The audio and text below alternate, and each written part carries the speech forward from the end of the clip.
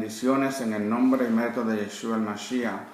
Este es el hermano José Borges del ministerio Regresando a las Sendas Antiguas, trayendo una porción de la escritura, otra parashá que nos toca en esta semana, una parashá que tiene mucha profecía encerrada en ella, mucha sabiduría y mucha enseñanza para todos aquellos, como he mencionado anteriormente, que estamos regresando a las sendas antiguas. La parashá que vamos a hablar en este día se titula Parashá Yael Sará, que significa la vida o los años de Sara. Y vamos a estar en Génesis o Bereshit en el capítulo 23, versículo 1 y hasta el capítulo 25, versículo 18. La Haftorah que nos va a ayudar a nosotros nuevamente a apoyar la parashá de hoy se encuentra en Primera de Reyes, capítulo 1, del 1 al 31. Y en los escritos apostólicos se encuentra en Marcos, capítulo 7, 1 al 9, 13. Quiero darle un recuento pequeño sobre dónde nos quedamos la semana pasada de la parashá. Y estuvimos hablando sobre la profecía que se encontraba en el evento de Abraham, Isaac y los siervos que fueron con él. Y vimos que el Mesías, el Hamashiach, Yeshua Hamashiach, estaba presente en cada paso de esa promesa. Vimos también la muestra de amor por parte del Eterno a través de la prueba de fe de Abraham, el padre de la fe. También vimos el sacrificio del único hijo en profecía, y vemos cómo el Eterno provee un carnero y no un cordero, como Isaac estaba preguntándole a su padre. Pero comencemos entonces con la parashá Yael Sará, significa la vida de los años de Sara, y vamos a hablar poquito a poco y veamos qué importancia de esta parashá, porque esta parashá nos va a hablar de cuando el siervo de Abraham, Eliezer, va a buscarle una novia a Isaac. Y vamos a ver cuál es la profecía encerrada también y qué enseñanza podemos ver en estos capítulos de Génesis. Comencemos entonces con el capítulo 23, el versículo del 1 al 2, y lee de la siguiente manera. Dice: Y vivió Sara 127 años.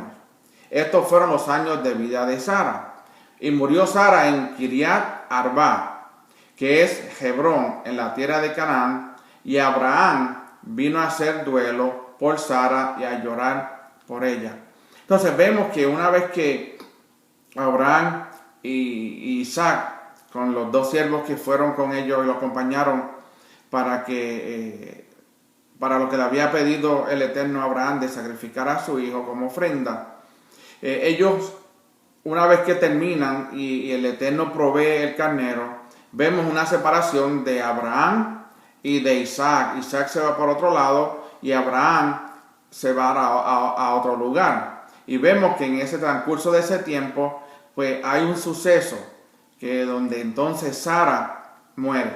Hay varias conjeturas y la tradición judía habla de varias cosas que fue lo que hubo haber pasado. Pero vamos a ver que la alegría del capítulo 22, cuando termina con el Eterno aprobando lo que Abraham había hecho, vemos entonces que Abraham estaba bien contento por haber superado esa prueba y de haber recibido aún una bendición más grande. Ahora bien, entonces vemos que en el capítulo 23, como leímos al principio, Sara muere antes de tiempo. Y es obvio entonces que Abraham no estaba esperando que Sara muriera tan rápido, tan temprano, ni la muerte de su esposa, porque él todavía no había preparado un lugar de sepultura. Ahora bien, esto es bien importante, el lugar donde Abraham va a sepultar a Sara. Nos da muchos detalles del por qué la tierra de Israel, la tierra prometida, era para Israel. pero más adelante vamos a hablar de eso. Uno de los Midrash cuenta que Sara murió por el impacto de la noticia acerca del sacrificio de Isaac. Acuérdense, Abraham no le había dicho para dónde iba y lo que iba a hacer. Pero entonces vemos que cuando Abraham va a regresar, y dice el Mishnah que relata que Abraham había bajado del monte Moriah, el Midrash interpreta entonces que Isaac había sido enviado a estudiar con Shem y Eber en Jerusalén. So, vemos la separación que hay. Cuando Sara entonces oyó de la noticia de que Isaac había ido a sacrificar a su hijo Isaac, dice la tradición que ella sale para Beersheba en busca de su hijo. Y cuando llega entonces a Hebrón, fallece. Ya para ese entonces Isaac tenía unos 37 años de edad, o más o menos, como hablamos la semana pasada, él tenía que tener 33 años. Por eso lo dice la tradición. ¿Por qué 33 años? Porque Abraham y Isaac, especialmente Isaac, es una vista profética, una ilustración profética del Mesías, y nada puede ser fuera del orden. Por eso podemos llegar a la conclusión de que Isaac tenía 33 años. Entonces, leamos entonces el 23 del 3 al 4. Vemos que una vez que Sara piensa, dice la tradición, que piensa que se da entendido de que ella llegó a los oídos de que ella sabía lo que Abraham iba a hacer con Isaac, y pues ella sale en busca de su hijo, pero en el camino, cuando llega a Hebrón, ella muere. Leamos entonces el capítulo 23, del 3 al 4, dice: Después Abraham se levantó de delante de la difunta y habló a los hijos de Het, diciendo: Extranjero y peregrino soy entre vosotros, dadme en propiedad una sepultura entre vosotros, para que pueda sepultar a mi difunta delante de mí. Nuevamente, Abraham no estaba preparado para la muerte de Sara y tiene que buscar un lugar donde él pueda sepultar a Sara, su esposa. Het, entonces, vemos que tiene una conversación con Het. Het significa terror, y sabemos que era descendiente de Canaán, quien había sido anteriormente por su abuelo Noah, había sido maldecido, que entonces venía siendo él el padre de los heteos, que pueblo que hasta entonces habitaba la tierra que el Eterno le había prometido a Abraham, como nos dice entonces Génesis 15:18. Dice: En aquel día hizo Yahweh un pacto con Abraham, diciendo: A tu descendencia daré esta tierra desde el río de Egipto hasta el río grande, el río Éufrates. Y el versículo 19 dice: La tierra de los ceneos, los ceneseos, los asmoneos, los eteos, los fereceos, los rafaitas, los amorreos, los cananeos, los gergeseos y los jebuseos. Entonces, vemos aquí claramente que la tierra donde Abraham estaba buscando para sepultar a su esposa Sara era de los heteos y de todos esos que mencioné. Pero Het era padre de los heteos, y por eso que Abraham habla con él para que le diera una parte de la tierra. Pero vamos a ver qué sucede. Vamos a ver si ellos se lo regalan o ellos se lo venden, y el por qué el evento de la compra del terreno. Y el versículo decía: Extranjero y peregrino soy entre vosotros. Según Gur Ariyeh, estas dos palabras tienen dos significados diferentes. La palabra hebrea que es traducida como extranjero es ger, y la palabra traducida como peregrino es toshav. Rashi entonces dice que esta oración significa que Abraham estaba diciendo que era forastero, era un ger de otra tierra, que había establecido su residencia en Nishatbati, entre ellos, que significa entonces él era parte, él no era un ger, sino que él era un toshá. Entonces vemos, cuando una persona obtiene el estatus de toshá, deja de ser un ger, deja de ser un extranjero. Eso es como si yo cuando me mudé a los Estados Unidos, yo dejé de ser extranjero una vez que yo compro mi casa y me establezco aquí, me hago, no ciudadano, pero me hago parte del estado donde vivo. Ya no soy un extranjero, ya soy una persona no soy un forastero sin derecho, sino soy un toshá, un residente permanente con derechos plenos en un lugar. Cuando yo llego a Texas, yo me hago residente del estado de Texas. Ya no soy un forastero, ¿ok? Como dice Ger, que era de otra tierra, sino que yo establecí mis derechos y al hacerme residente del estado de Texas. Por eso que cuando una persona obtiene el estatus de toshá, deja de ser un ger. Como dice entonces Efesios 2:19. Así pues, ya no sois extranjeros, sino que sois conciudadanos de los santos y sois de la familia de Elohim. ¿Okay? Entonces vemos, según el punto de vista de Hashem, el gentil, que ha hecho la conversión por medio de Yeshua el Mashiach y por la obediencia a la Torah, y cree que el Elohim, el Eterno, es un solo Dios, entonces es ni ger ni toshaf en Israel, sino que tiene entonces un estatus superior y es llamado conciudadano con el pueblo de Israel, con los judíos y miembro de la familia de Elohim.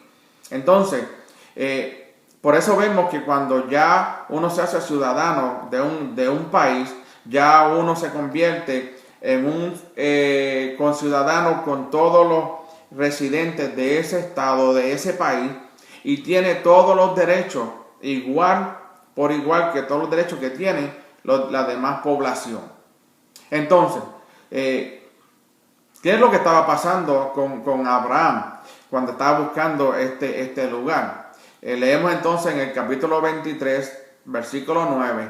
Dice, para que me dé la cueva de Macpela, que le pertenece, que está al extremo de su campo, que en presencia de vosotros me la dé por su precio completo, en posesión por una sepultura.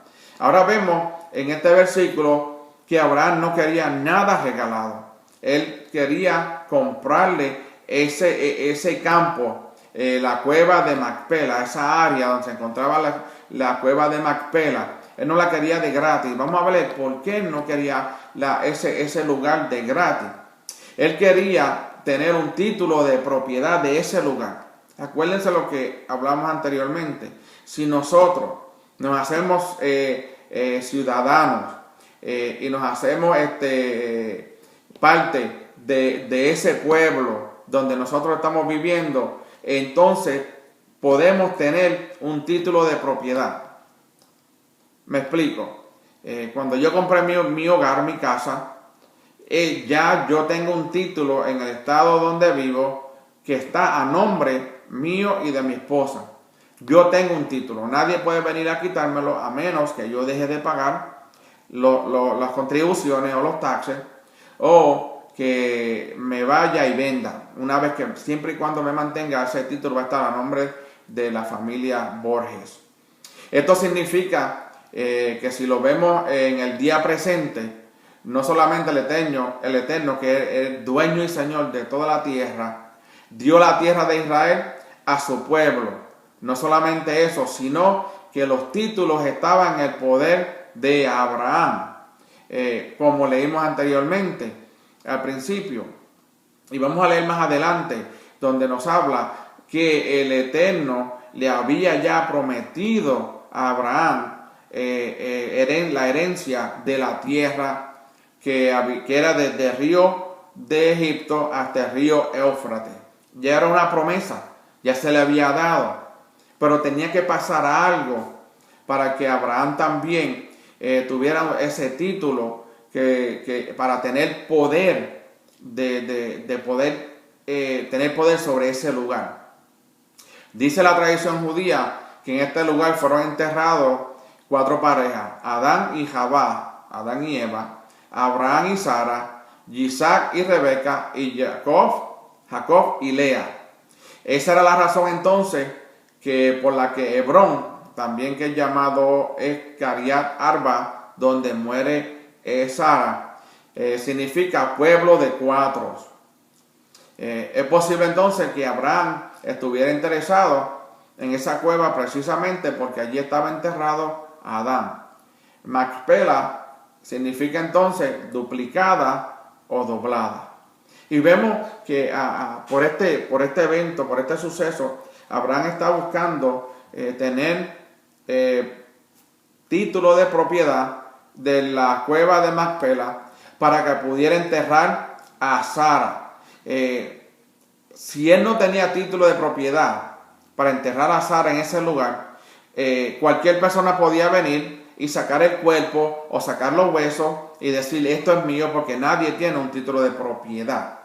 Por eso es que Abraham era sabio y quiso comprar entonces la cueva de Macpela para enterrar a su señora esposa y que nadie pudiera tocar ese lugar.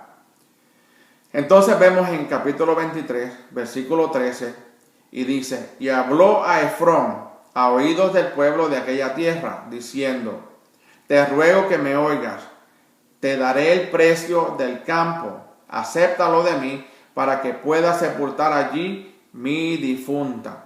Nuevamente, Abraham le sigue hablando a Efrón diciéndole: por favor, véndeme esa tierra, que le iba a dar el precio que él le pidiera. Abraham no buscaba nada que fuese de gratis. Y el por qué era porque nuevamente, al tú recibir algo de gratis, si no hay papeles, no hay título, no hay un papel oficial que diga que esa tierra es tuya, pueden venir y quitártela. Entonces, vemos que aunque Efrón le ofreció a Abraham como regalo no solamente la cuerpa, sino todo el campo, Abraham no quiso aceptarlo. Nuevamente, Abraham era un hombre sabio. Abraham quería comprarlo no importaba el precio que pusiera, porque él amaba tanto a su esposa que quería honrarla, dándole un lugar donde ella pudiera reposar o descansar hasta que viniera entonces el tiempo de la resurrección de todos aquellos, en el tiempo de la venida del Mesías. Esta actitud que tenía él tan diferente, ¿verdad? Que él no pensó: oh, si me lo regalan, oye, qué bendición sería. No, él no pensó de esa manera. Por eso que la oferta que Efrón le hace a Abraham, él no la acepta, porque no todo lo que es regalado es bendición. Y en este caso Abraham sabía el resultado si aceptaba esa cueva y esa tierra, ese campo de gratis. Pero Abraham sabía cuánto valoraba a su esposa, y es por eso que Abraham quería el lugar por su precio completo. Él no iba a regatear con nadie. Él lo que quería era que le dieran el lugar de la cueva de Macpela al precio que ellos le pedían. En el versículo 9 decía: ni siquiera una rebaja hubiera sido considerada como una bendición. La verdadera bendición para nuestro padre Abraham fue poder pagar a Efrón lo que pidiera por el lugar. Eso era bendición, el poder pagarlo.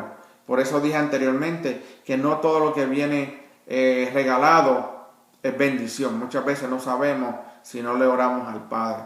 Así que entonces nadie podría decir en el futuro que ese lugar no pertenecía a los hijos de Israel. Ahora estamos llegando al propósito por el cual Abraham compra esa tierra. Porque Abraham, al comprar esa tierra, cuando llegaran sus los hijos de Israel en búsqueda de la conquista de la tierra prometida, entonces, porque Abraham ya tenía título, el padre de la nación de Israel, podía entonces pelear por esa tierra porque le pertenecía a Abraham y a su descendencia. Por eso, así vemos que nadie podía decir en el futuro que ese lugar no le pertenecía a los hijos de Israel. Nuestro Mashiach, Yeshua Mashiach, según Hechos, capítulo 20, 35, dice: mayor bendición es dar que recibir. 23:15. Entonces, aquí ya pasamos de la compra, del por qué Abraham quería comprar la cueva de Macpela para enterrar a su esposa. Y vemos que eso es lo que él hace. Entonces, el 23:15 dice: Señor mío, óyeme, una tierra que vale 400 ciclos de plata, ¿qué es eso entre tú y yo? Sepulta pues a tu difunta. Y aquí vemos que aunque Efrón no se lo regaló, lo que hizo fue que aumentó el precio sobre lo que verdaderamente valía el precio. Dice que 400 ciclos corresponden a más de 50 salarios anuales. Wow, estaba pidiendo mucho.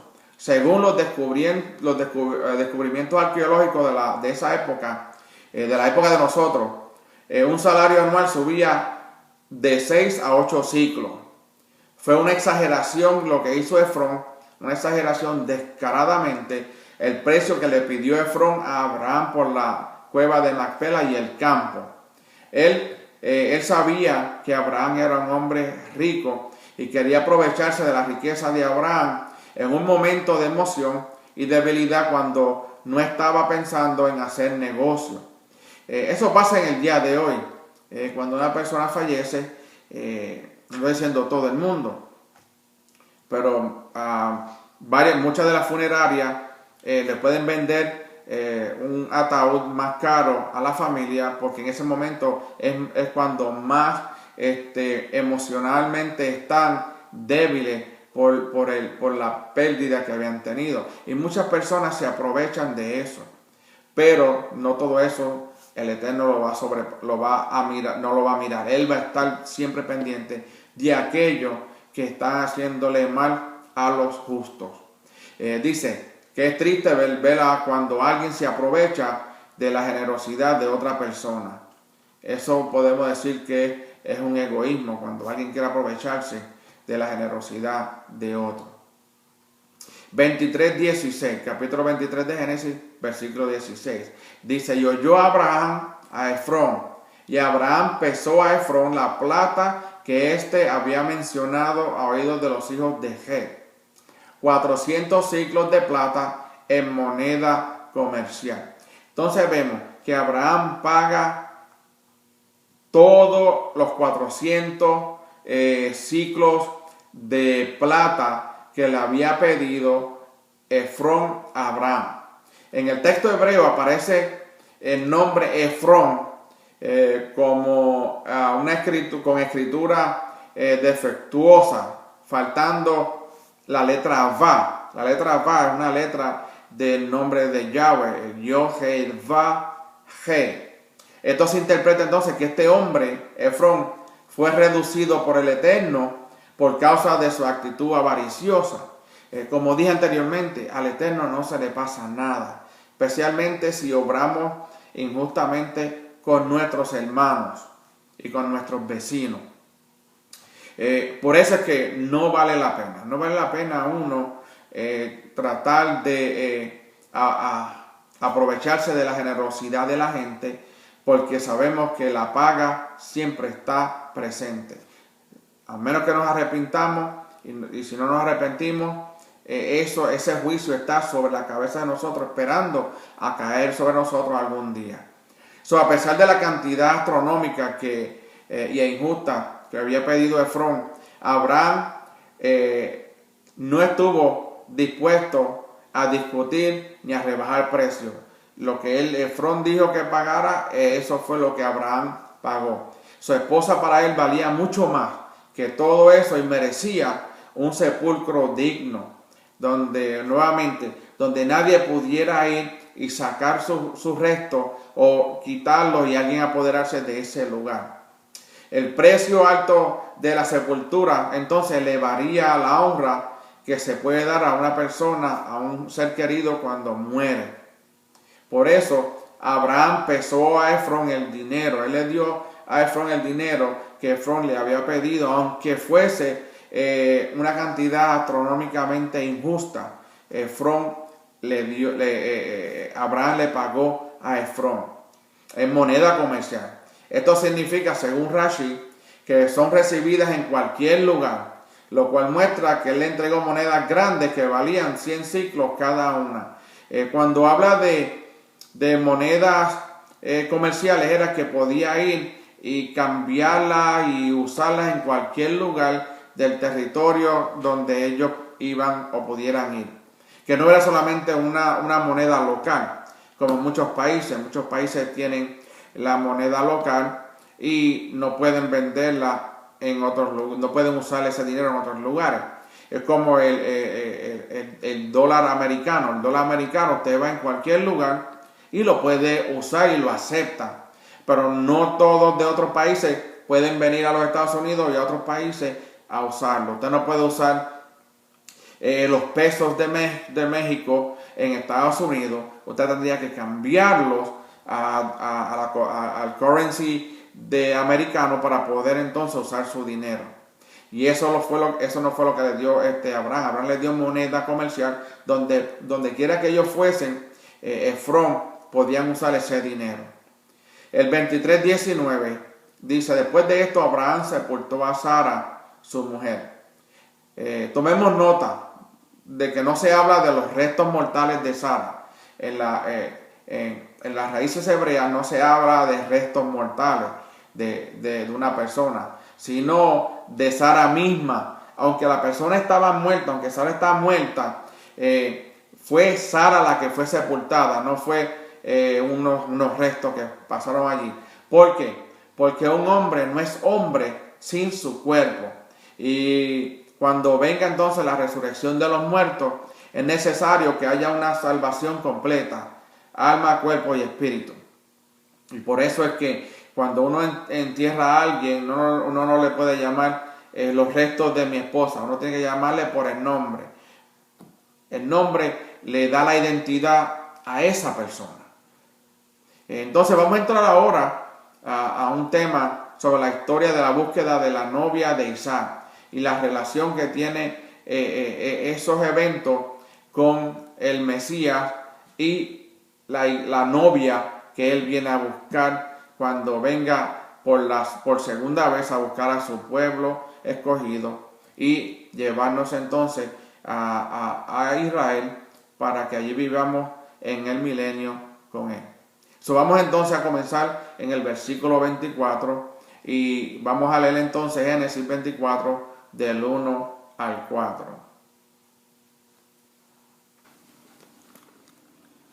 Entonces seguimos leyendo Génesis 24 del 1 al 4. Dice de la siguiente manera: Abraham era viejo y bien entrado en días, y Yahweh había bendecido a Abraham en todo. Y dijo Abraham a un criado suyo, el más viejo de su casa, que era el que gobernaba en todo lo que tenía: pon ahora tu mano debajo de mi muslo y te juramentaré por Yahweh, nuestro Elohim de los cielos y Elohim de la tierra, que no has de tomar mujer para mi hijo de las hijas de los cananeos, entre los cuales yo habito, sino que irás a mi tierra y a mi parentela y tomarás mujer para mi hijo Isaac. Entonces vemos aquí que el capítulo 24 de Génesis narra la historia de la búsqueda de una mujer para el hijo de Abraham, Isaac.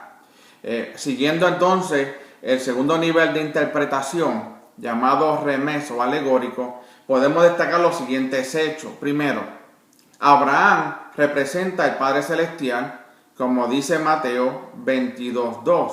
Dice: el reino de los cielos puede compararse a un rey que hizo una boda para su hijo. El siervo Eliezer entonces, cuyo nombre significa mi Elohim es ayuda, representa al Espíritu del Eterno, como nos dice Juan, capítulo 15, versículo 26. Cuando venga el ayudador, a quien yo enviaré del Padre, el Espíritu de verdad, que procede del Padre, él dará testimonio de mí. Yisá representa al Hijo de Elohim, como está escrito en Proverbios, capítulo 30, versículo 4, segundo verso. Dice, ¿cuál es el nombre o el nombre de su hijo? Ciertamente tú lo sabes. En Mateo 3:17 también nos habla y dice, he aquí, se oyó una voz de los cielos que decía, este es mi hijo amado, en quien me he complacido. Los otros siervos que fueron con Eliezer y con Isaac representan los ángeles, como está escrito en Hebreos, capítulo 1, versículo 14. Dice, ¿no son todos ellos espíritus ministradores enviados para servir a favor de los que heredan la salvación? Entonces, Rebeca representa a la novia del Mesías, como nos dice Revelación, capítulo 19, versículo 7. Dice, regocijémonos y alegrémonos y démosle a él la gloria, porque las bodas del Cordero han llegado y su esposa se ha preparado. El Padre Celestial ha enviado su Espíritu a la tierra para buscar y sellar a todas aquellas personas que con sus corazones se entregan a Él, como nos dice entonces Segunda Crónica, capítulo 16, versículo 9. Porque los ojos del Eterno recorren toda la tierra para fortalecer a aquellos cuyo corazón es completamente suyo. Como Eliezer había dado testimonio de la existencia del hijo que había nacido sobrenaturalmente, vemos que Eliezer era el siervo de Abraham y él vio cómo el Eterno le habla a Abraham y a Sara para que tuvieran un hijo.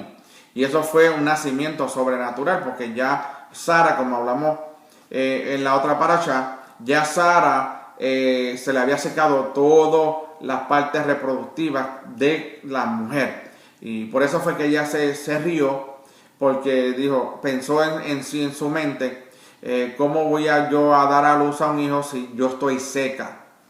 Las mujeres pueden entender esa palabra. Entonces vemos que fue Eliezer da testimonio de ese hijo que había nacido y de todas las riquezas que su padre le había entregado a él, como nos dice el 24:36.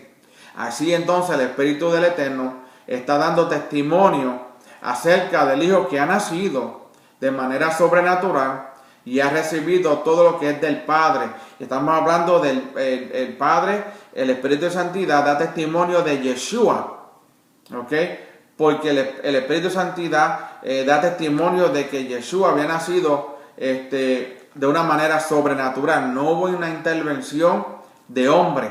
Todo fue, la intervención que hubo ahí fue de Yahweh, del Todopoderoso.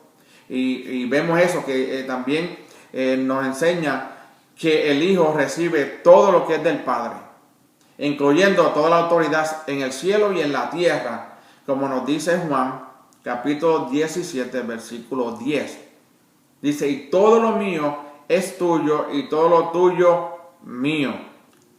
En Mateo 28, 18 también habla, dice, y acercándose Yeshua, les habló diciendo, toda autoridad me ha sido dada en el cielo y en la tierra. Entonces vemos que toda la autoridad que tenía Abraham se la había dado a Isaac, su hijo. Y no vamos a entrar en todos esos detalles, pero vamos a ver que todo lo que era de Abraham era de su hijo. Por eso fue que envió a Eliezer a buscarle una esposa, una novia a su hijo. Como Rebeca, entonces, fue una virgen pura así la novia del Mesías es una virgen pura, que no se ha contaminado con otros, como nos dice Primera de Corintios, capítulo 11, versículo 2. Porque celoso estoy de vosotros, con celo de Elohim, pues os desposé a un esposo para presentaros como virgen pura al Mashiach. También lo podemos leer en Revelaciones 14, del 4 al 5. Dice, estos son los que no se han contaminado con mujeres, pues son vírgenes. Estos son los que siguen al Cordero a donde quiera que va. Estos han sido rescatados de entre los hombres como primicias para Elohim y para el Cordero. En su boca no fue hallado engaño. Están sin mancha. ¿Quiénes son estas personas? Son todos aquellos que son obedientes a la Torah, a todos los mandamientos, que creen en Yeshua el Mashiach como el Mesías que viene pronto, y creemos en que Elohim es el único Elohim. Entonces vemos unos capítulos más anteriores, antes de llegar a hablar del capítulo 24, versículo 10, vemos que Abraham envía a Eliezer con unos regalos para la novia que sería de Isaac. Y el capítulo 24, versículo 10, dice de la manera siguiente. Entonces el siervo Eliezer tomó 10 camellos de entre los camellos de su señor y partió con todos los bienes de su señor en su mano y se levantó y fue a Aram Naharaim. Aram Naharaim significa Mesopotamia, que era la ciudad de Nahor o de Nacor. El hebreo dice que el siervo tomó todos los bienes de su señor en su mano. Esto se interpreta en el Midrash como un documento de donación que muestra a Isaac, que era el dueño de todos los bienes de Abraham, para que los familiares no tuvieran duda para enviar a su hija nuevamente para que se encontrara con Isaac. Interesante que Abraham envía todo eso, pero es a nombre de su hijo. ¿Okay? Que como que Isaac, su hijo, era el dueño de todos los bienes que Abraham poseía. Mesopotamia significa confusión.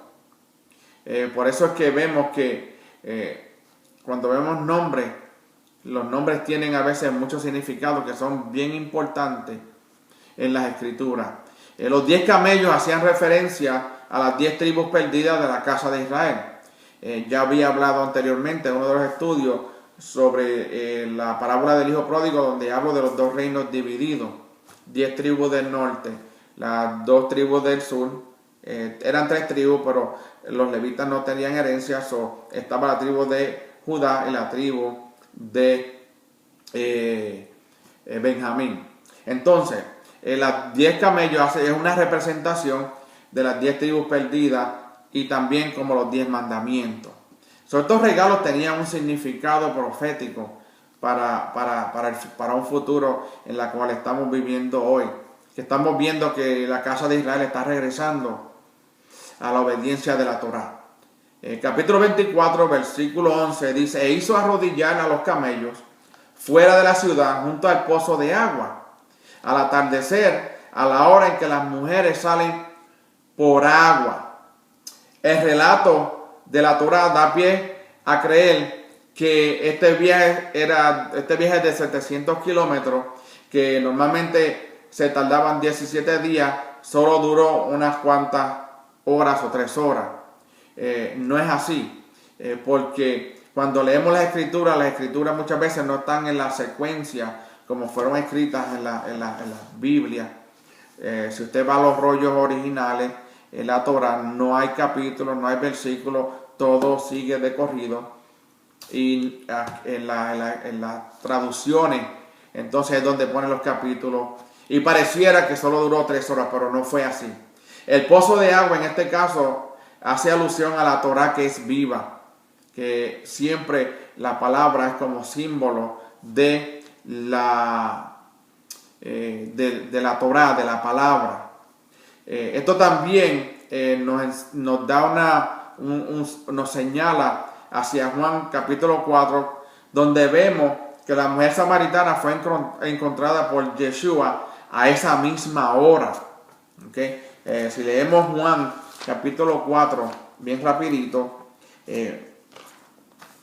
vamos a ver que eso es lo que dice que se vio a esa hora. Capítulo 4 de Juan. Dice,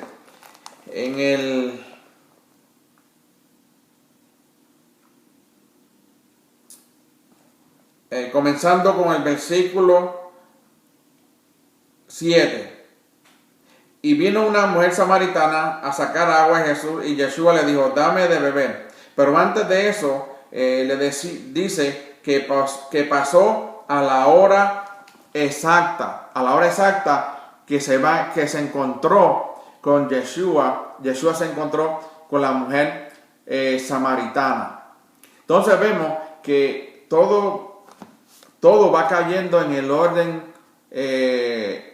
correcto, en el orden perfecto, en el tiempo del Eterno, toda la Escritura.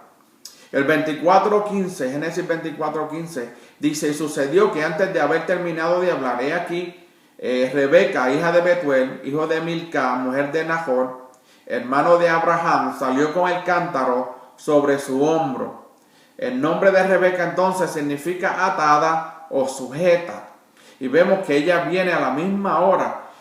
Siempre a la misma hora las mujeres iban a buscar agua en los pozos. El 24:17, capítulo 24, versículo 17, entonces el siervo corrió a su encuentro y dijo, te ruego que me des a beber un poco de agua de tu cántaro. Esta palabra también es similar a la que acabamos de leer en Juan 4:7, está escrito, dice, una mujer samaritana viene a sacar agua, Yeshua le dice, dame de beber. Si seguimos la segunda regla de Hillel, Gezerah Shabbat, similitud de expresiones, podemos comparar estos eventos y llegar a varias conclusiones. ¿Okay? Al igual que el siervo de Abraham estaba buscando una novia para el hijo, de la misma manera el siervo del Eterno estaba buscando personas entre los samaritanos que pudieran ser parte de la novia del hijo de Elohim.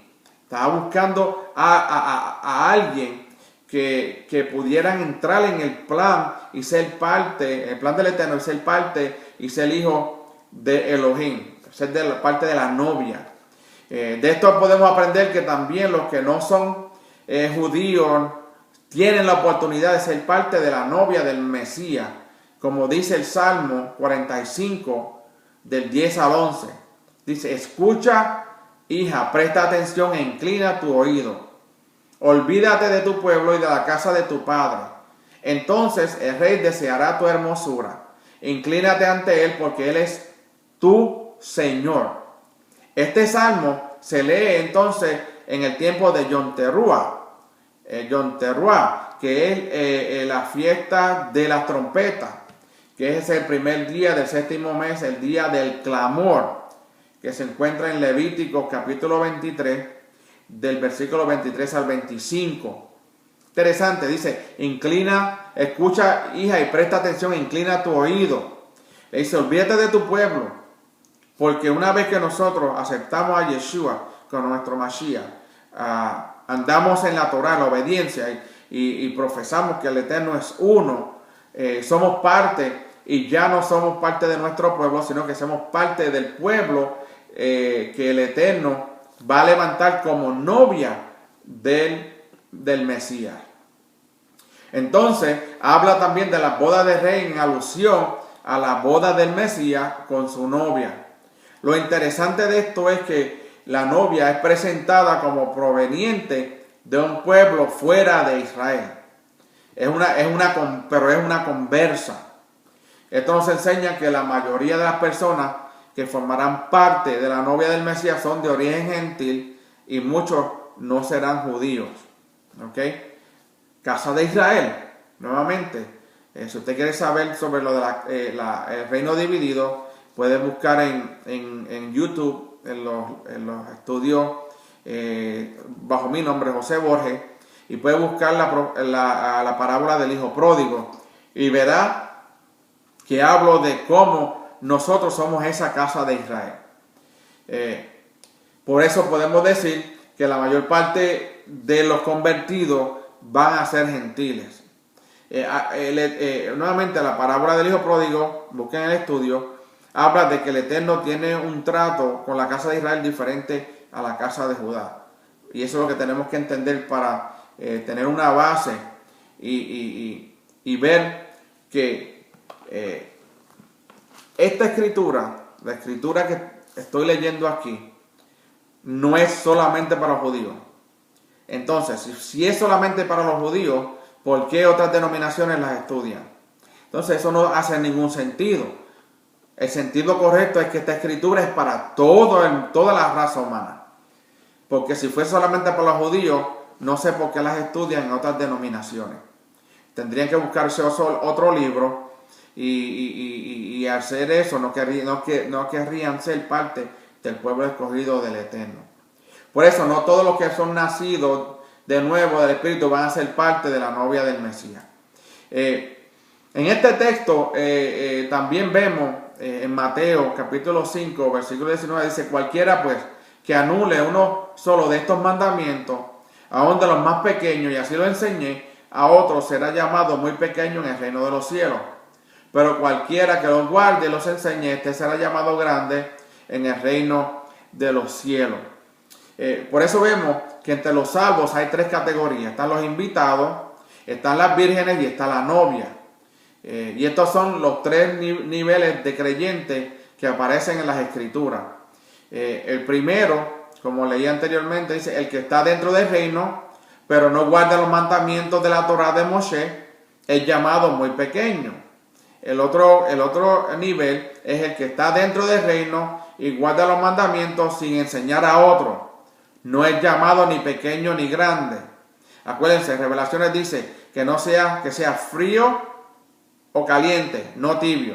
Y el tercer nivel es el que está dentro del reino, guarda los mandamientos y los enseñas a otro. Este entonces será llamado grande.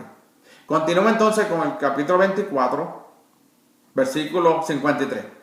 Dice: y el siervo sacó objetos de plata, objetos de oro y vestidos, y se los dio a Raquel. Dio también cosas preciosas a su hermano y a su madre. Esto alude a los dones del Espíritu de Santidad, como nos dice Primera de Corintios, capítulo 12, del versículo 7 al 11, que son dados a los creyentes para que todos conozcan acerca de las riquezas del Mesías. Como también lee Primera de Corintios, capítulo 2, versículo 12, que dice: y nosotros hemos recibido no el espíritu del mundo, sino el espíritu que viene de Elohim, para que conozcamos lo que Elohim nos ha dado gratuitamente. Nuevamente, eso tiene que ver con los dones del Espíritu de Santidad. Capítulo 24, versículo 57. Y dice: y ellos dijeron: llamaremos a la joven y le preguntaremos cuáles son sus deseos. Antes de este versículo hay una historia que en la escritura, antes de esto, del 24:57, donde habla que cuando Eliezer llega a la casa, le dice exactamente lo que Abraham le había dicho que dijera, y que le propusiera el matrimonio de noviazgo primero a Raquel para ser la esposa, novia y esposa de Isaac. Y por eso es que el versículo 57 del capítulo 24 dice: y ellos le dijeron: llamaremos a la joven y le preguntaremos cuáles son sus deseos. Él había hablado con los padres de Raquel, pero ahora ella es la que tiene que decidir si se va a ir con el siervo Eliezer, si le va a creer a él todo los regalos que él le dio, y va a buscar en busca de encontrarse con su novio. De aquí sale entonces una enseñanza que prohíbe casamiento entre personas que no han dado su consentimiento. Siempre que alguien se va a casar, tienen que dar su consentimiento, porque si no irían en contra de la voluntad de la persona. El versículo 58 del capítulo 24 dice: entonces llamaron a Raquel, a Rebeca, no es Raquel, es Rebeca. Y le dijeron: ¿te irás con este hombre? Y ella me dijo: me iré. Perdone que si dije Raquel, sino es Rebeca la que estamos hablando. Y ella me dijo: me iré. Rebeca entonces, la expresión hebrea nos da a entender que Rebeca estaba decidida a irse con el hombre a toda costa, aunque los familiares no lo quisieran. Esta actitud muestra que para ser novia hay que estar dispuesto a dejar todo e ir en contra de la corriente del mundo. No importa lo que la gente diga y lo que vayan a hacer, siempre hay que tomar la decisión de seguir al ayudador, que es el Espíritu de Santidad. En este caso, Eliezer era el Espíritu de Santidad, era significado del Espíritu de Santidad porque había sido enviado por Abraham. Abraham como símbolo del Padre, Isaac como el símbolo del Hijo.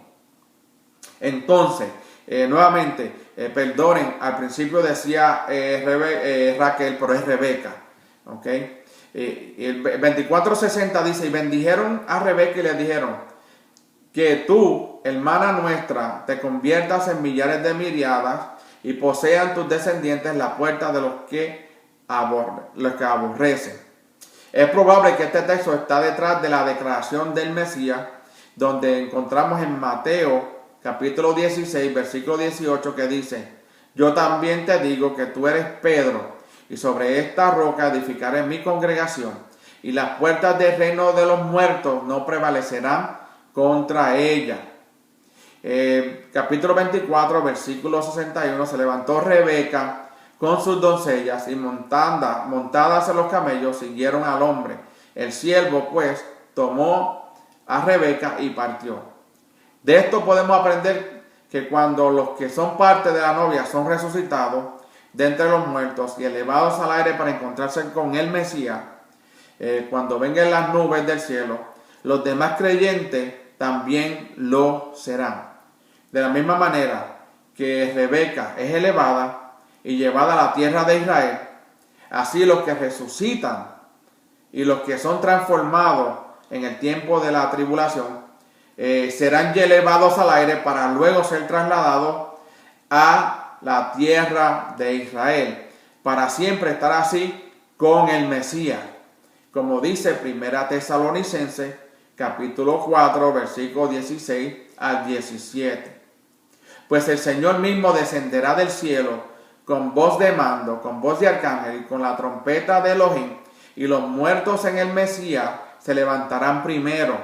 Entonces nosotros, los que estemos vivos y que permanezcamos, seremos arrebatados juntamente con ellos en las nubes al encuentro del Señor en el aire, y así estaremos con el Señor siempre. ¿Dónde va a estar el Mesías reinando? En Jerusalén, en Jerusalén. El arrebatamiento no es para llevarnos más allá del aire. Los que enseñan que nosotros vamos a dejar la tierra a ir al cielo no tienen una base en las Escrituras, porque en la Biblia nos dice que vamos para el cielo. Dice que nos vamos a encontrar en las nubes de los cielos, las nubes donde podemos ver nosotros. Ahí es donde nos vamos a reunir con Él y vamos a hacer como le hicieron a Rebeca, que se la llevaron, como dije anteriormente, la novia fue llevada al hijo, el hijo siendo entonces Yeshua. Y de la misma manera como ella, Rebeca, es elevada y llevada a la tierra de Israel. Acuérdense, ella se encontraba no en la tierra de Israel, ella tenía que ser llevada a la tierra de Israel, como símbolo de que la novia, cuando venga el tiempo del arrebatamiento, será llevado a Israel. Las Escrituras dicen que el cielo vendrá a la tierra y que los humildes entonces heredarán la tierra de Israel, como dice Mateo 5:5. Dice, dichosos los humildes, pues ellos heredarán la tierra. Más claro no se puede entender esta escritura. Dice que dichosos los humildes.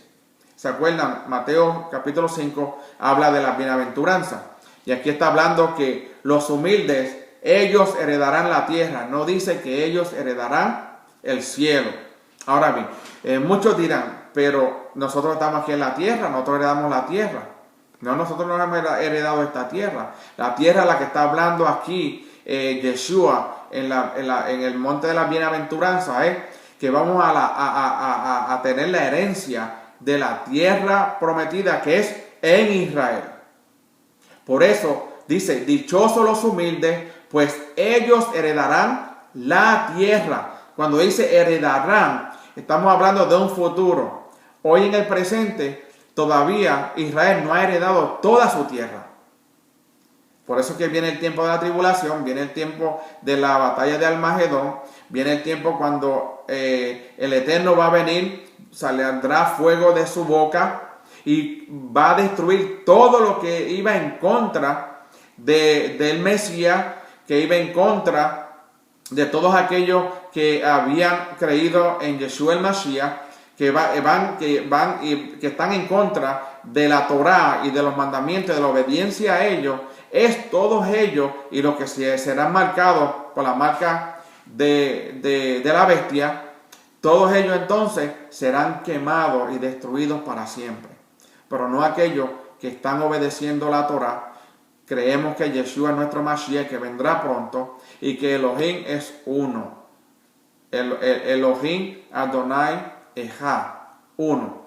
Y dichosos los humildes, pues ellos, nosotros, que estemos en la obediencia a la Torá, heredaremos la tierra que el Eterno le prometió a Abraham desde el principio, que sus descendientes iban a heredar la tierra de Israel.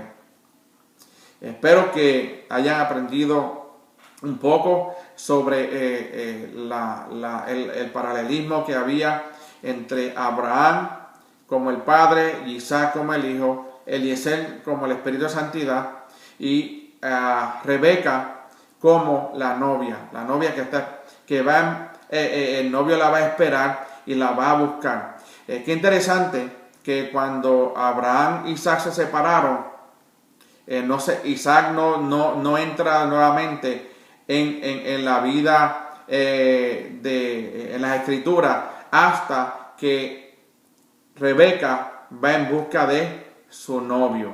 Y ahí cuando lo ve y le dice, ese es le pregunta a Eliezer su siervo, ¿quién es ese? Y ese es mi Señor. Que el Eterno nos guarde, el Eterno nos bendiga, que el Eterno haga resplandecer su rostro sobre nosotros y que el Eterno ponga su shalom.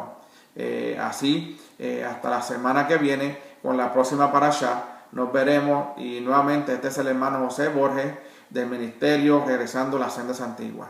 Nuevamente, el nombre era Rebeca, no era Raquel. Shalom.